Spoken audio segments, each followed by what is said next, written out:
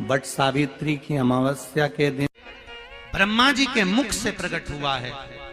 सौभाग्यवती नारियां अखंड सौभाग्य के लिए बट सावित्री का व्रत आप लोग करते होंगे, कई लोग अखंड सौभाग्य के लिए करेंगे, क्योंकि इस बट के पेड़ के नीचे भगवान विष्णु शंकर जी से विनती करे थे वर के लिए, इसलिए अखंड सौभाग्य का देने वाला।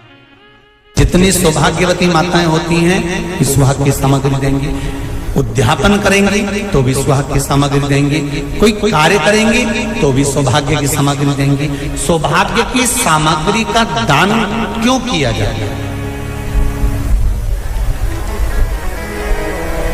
सौभाग्य सूचक वस्तुओं का दान क्यों किया जाए? सौभाग्य की वस्तुएं क्यों प्रदान करी जाती है, क्यों दी जाती है? उसका कारण क्या है?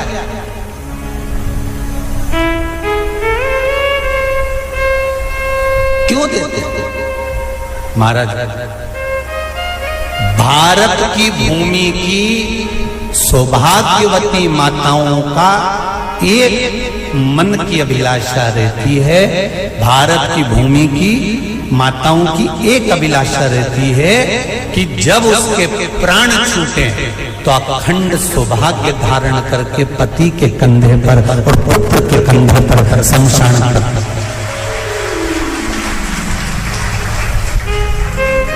ये भारत की भूमि की माताओं की सोच, उनके मन का संकल्प, उनके मन का भाव।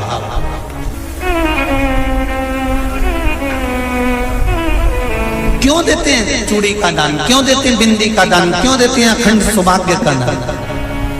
किस महाराज?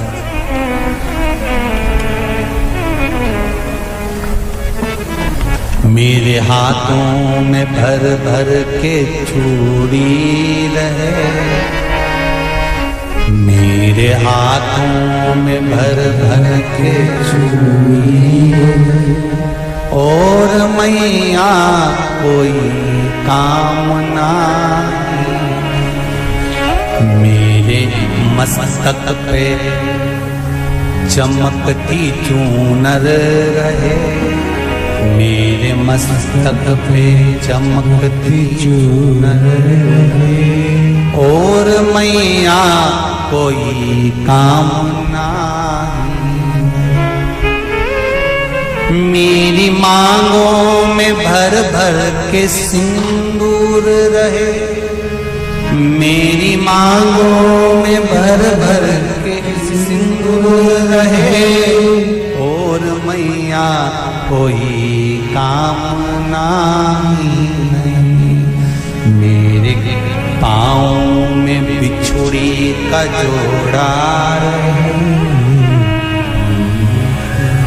एक बिछुड़ी नहीं, कितनी? 2, 3, 4, 5, एक एक पांव में जोड़े से बिछुड़ी होना चाहिए, केवल एक नहीं, सिंगल नहीं। वो तो आजकल का फैशन हो गया महाराज, जो केवल एक बिछुड़ी धारण कर लो उसी में फैशन दिखे। श्रावण की शिव महापुराण की कथा कहती है, जब बेटी को विदा करा जाता है और पहली बार बेटी के पांव में जब बिछुड़ी डाली जाती है तो वो बिछुड़ी भी अलग अलग नहीं होती, उस बिछुड़ी के जोड़ को चेन से एक दूसरे से बंधा हुआ होता। बोला सही है कि गलत? जितने आस्था चैनल पर कथा सुन रहे हैं, जितने फेसबुक पर सुन रहे हैं, यूट्यूब पर सुन रहे हैं, सुन लेना कि मेरे भारत की माताओं का जब पाणी ग्रहण संस्कार किसी बेटी का होता है, उसके पांव में जब पहली बार बिछुड़ा पिनाया जाता है, बिछुड़ी पिनाई जाती है, तो वो बिछुड़ी भी एक दूसरे से बंधी हुई होती है, चेन से बंधी हुई होती है। उसको अलग अलग वाली बिछुड़ी शादी के मंडप में नहीं पिनाई जाती। क्यों? जैसे ये बिछुड़ी एक दूसरे से पांव में बंधी हुई है, तुम्हारी जिंदगी अंतिम श्वास तक ऐसी ही बंधी हुई है, यही बंधन है। वो तो अब माताओं ने थोड़ा सा फैशन चेंज कर दिया, अब पांव में ज्यादा बिछुड़ी नहीं पहनती, गड़ती है, चुभती है, एक बिछुड़ी धारण है। महाराज नहीं।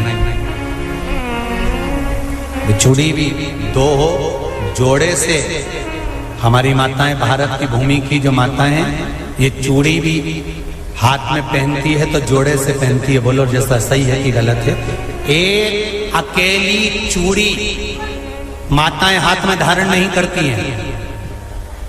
अगर भारत की भूमि की संस्कारित माताएं हैं और भारत की भूमि की सभ्यता और संस्कृति को जानती है तो अकेली चूड़ी नहीं, जोड़े की चूड़ी पहनेगी। 2 चूड़ा डालेगी, 4 डालेगी, 12 डालेगी, पर सिंगल नहीं, अकेले। श्रावण के महीने की शिव महापुराण की कथा, जिसका नाम है श्रावण शिव महापुराण की कथा, ये कहती है कि पार्वती जी ने और गंगा जी ने ये चतुर्मास में जितना सौभाग्य का दान दिया है, उनके बराबर दुनिया का कोई व्यक्ति इतना सौभाग्य का दान नहीं दे सकता जो माता गंगा और पार्वती दोनों दान दे रहे।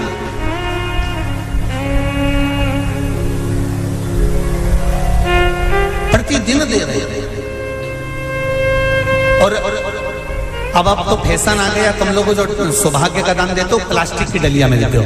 पर एक एक पुराण को उठा कर देख लेना, एक एक उद्यापन को उठा कर देख लेना। जितनी तुम कथा तुम्हारे घर में छोटी छोटी कथाओं की पोथियां पड़ी हो, उनको उठा कर देख लेना। उसमें नहीं लिखा कि प्लास्टिक की डलिया में सौभाग्य की वस्तु का दान दिया जाता है। उसमें लिखा है बांस की पिटारी में, बांस की डलिया में सौभाग्य की वस्तुओं का दान दिया जाए।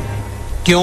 क्योंकि बांस वंश की वृद्धि करता है, बांस सौभाग्य की वृद्धि करता है, और बांस अखंड सौभाग्य। जैसे बांस का पौधा बढ़ते चले जाता है, बढ़ते चले जाता है, उसी तरह बांस की डलिया में जब दान दिया जाता है, बांस की टोकनी में जब दान दिया जाता है, तो ये भाव रखा जाता है कि तुम्हारा सौभाग्य ऐसे ही बढ़ता रहे। पर अब थोड़ा सा फैशन चेंज हो गया तो प्लास्टिक की डलिया,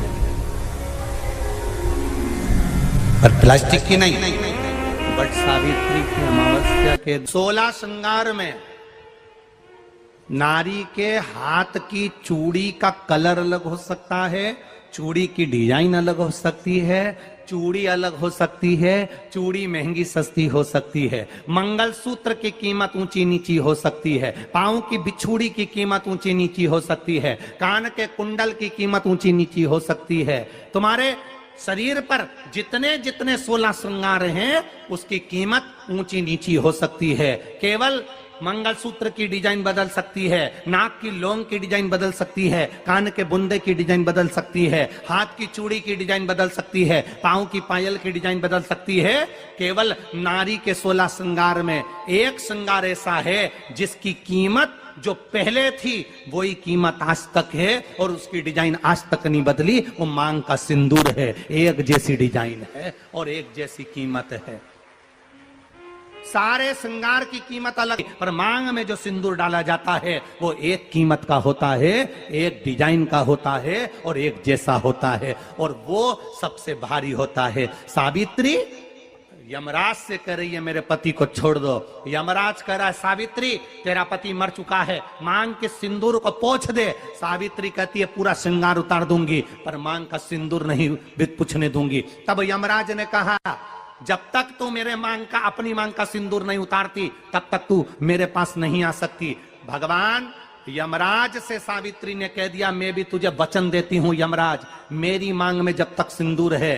जैसे सीता ने लाइन, लक्ष्मण जी ने लाइन खींच दी थी और सीता पार नहीं जा सकती थी, मैं भी तुझे वचन देती हूं जब तक नारी की मांग में सिंदूर है तब तक तू उसके पति को उसके सामने लेकर नहीं जा सकता। यह भी मैं तुझे कह देती हूं। यमराज भैंसे पर सवार होकर सत्यवान को लेकर जा रहा था, सावित्री से वचन पर वचन चल रहे थे। अड़ के पेड़ के नीचे छोड़कर आए।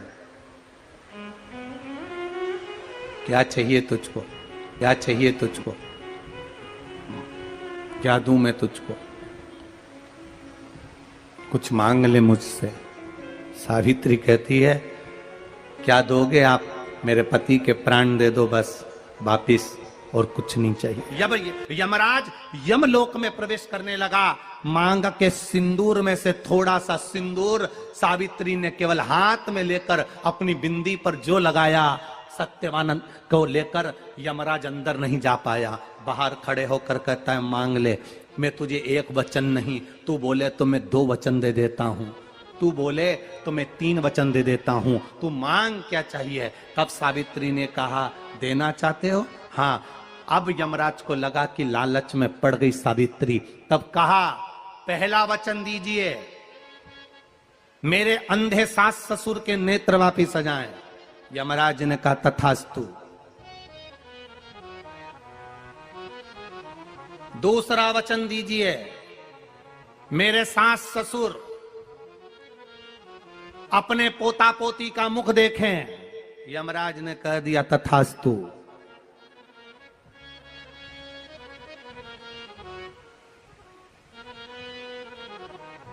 जाओ। यमराज जाने लगे, फिर आग जलने लगी। कहने लगे अब मैं अंदर क्यों नहीं जा पा रहा हूं। सावित्री कहती है तुमने वर दिया है, मेरे सास ससुर पोता पोती का मुख देखें, उनके बेटे को तुम ले जाओगे तो पोता पोती कहां से होगा, छोड़कर जाओ। सावित्री है, पति को वापिस लेकर आ गए।